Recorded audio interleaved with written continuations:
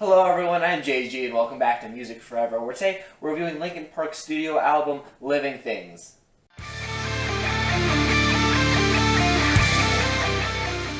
Alright folks, before we get into the actual review here today, I just want to remind anyone who may be new to my channel that I'm reviewing all of Linkin Park's albums here on the channel, and if you're a Linkin Park fan, you can check out a playlist I have in the description below, or it's going to be on the screen here at the end of the video. That'll take you to the playlist, and in that playlist it has all my Linkin Park related content, all the reviews and other Linkin Park stuff that you could check out if you want to hear my opinions on the other albums and things of that sort. So let's get started talking about Living Things here, because this is another interesting album in Linkin Park's discography. Really all of them are to some degree, but Living Things once again sees Linkin Park kind of changing up their sound.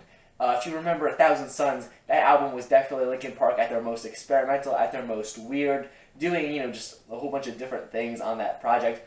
And that was definitely much different than what Linkin Park were doing before, earlier on in their career. And Living Things, to a degree, takes things back to their roots to some degree, while keeping some of the newer sounds that they had acquired throughout years of experimentation. It's kind of weird, but when you look at it, you could definitely see what I mean. For example, just in terms of the song structures, I think they are a lot more reminiscent of tracks from Hybrid Theory and Meteora in terms of having, the typical verse-chorus structure that, oftentimes has Mike rapping the verses and Chester singing the choruses.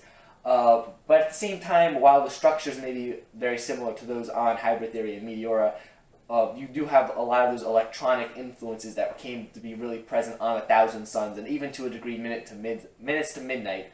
It'd be nice if I could say the album name correctly, but here on this album we have lots of electronic elements present, and I don't mean to say that this is a completely electronic album or that it's just an EDM album in its entirety. It still is a very rock album. It just has those electronic elements thrown in there like constantly, whether it be keyboards or just other things, electronic guitars or scratching occasionally even. But it's for the most part. It takes the kind of structure of the earlier works of Linkin Park and kind of adds the newer electronic sound that was kind of present on 1,000 Suns and Minutes to Midnight. It kind of mixes them together nicely, while kind of leaving out the heavier aspects that were on the earlier albums and the more experimental aspects of the newer works from Linkin Park, creating overall a new product. Living Things, while it is kind of made up of, in my opinion, of lots of different aspects that were present in Linkin Park's earlier materials, the final product is very different and very unique on its own, which is a very interesting thing.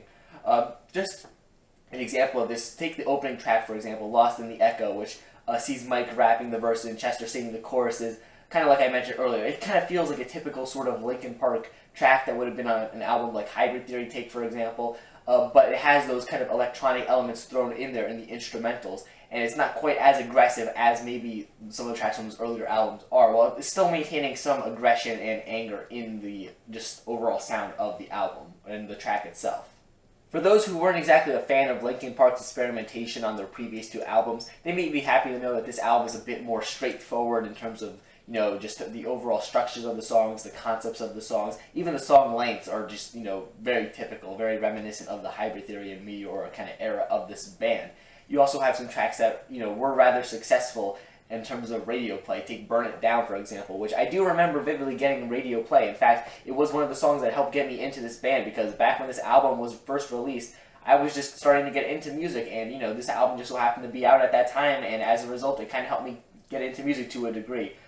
So, I always think about Burn It Down when I think about, getting into Linkin Park, because it was probably one of their more popular songs at that time period, back in, summer of 2012 when this project was dropped. I became a fan just, like, months after this album was really released.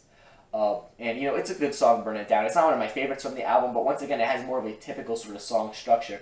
Maybe a bit more reminiscent of, a more basic song from Minutes to Midnight, even with Chester singing and, just singing the chorus and the verses of the song, and Mike providing a rapping part for the bridge of the track. And it's a very nice song, and I could definitely see why it kind of blew up in the way that it did.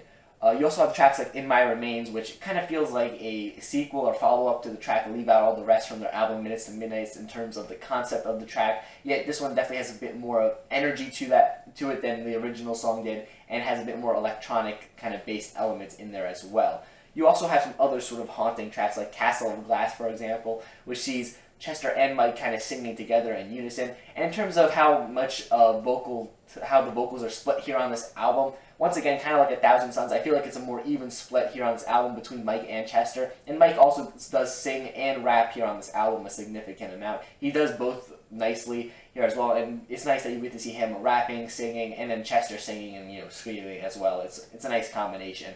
But back to what I was saying before, Castle Over Glass is just kind of a very softer song, and while it does gain energy as the song progresses, like many slower Linkin Park songs do, it just does stand out with some of its more electronic-leaning elements.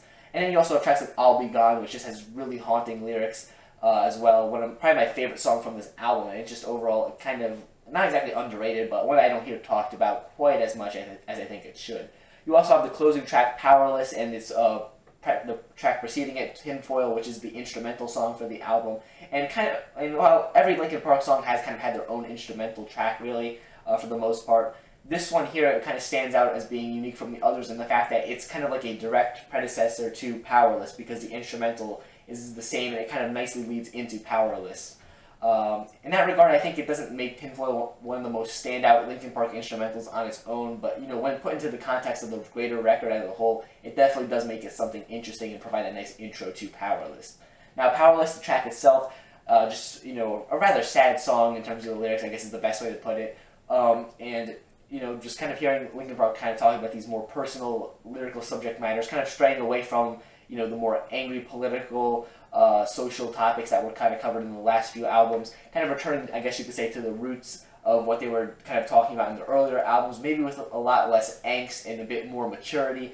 That's kind of how I like to look at the lyrics here on this project, and Powerless is just a fine example, kind of talking about watching someone in your life kind of, you know, destroy themselves, and while you're just there, powerless, unable to help them. It's a very interesting concept, and I do like the song's execution as well. And just because there's a lot of slower tracks here on the album doesn't mean that there aren't some aggressive moments. Take the track Lies, Greed, and Misery, for example, which is just another rather aggressive track that sees both Mike rapping in a very aggressive manner and Chester, you know, screaming in a very aggressive manner, while still mixing in those electronic elements in a very still aggressive manner, but at the same time a very new kind of way that wasn't exactly used on their previous efforts in any degree. You also have the track Victimize, which is just kind of arguably the most aggressive song here on the album, and kind of stands out for that reason. You have Chester doing, you know, his full screams, and it still does have a kind of electronic feel, the track as a whole, but it still manages to maintain the aggression in there as well. Just because it's an electronic kind of based album doesn't mean that it's not aggressive, and that's kind of the important thing I want to stress here.